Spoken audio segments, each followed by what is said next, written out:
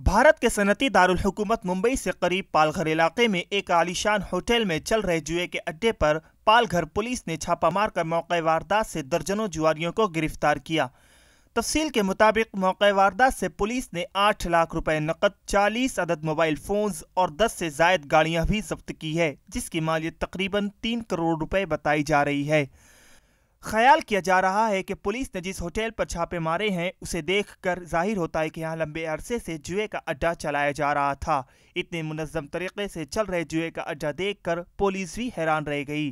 तहकीकात में पता चला है कि सनती दारुल हुकूमत मुंबई के अलावा बड़ी तादाद में लोग गुजरात, राजस्थान, चेन्नई, दिल्ली से मज़कूरा होटल में जुआ खेलने आते थे।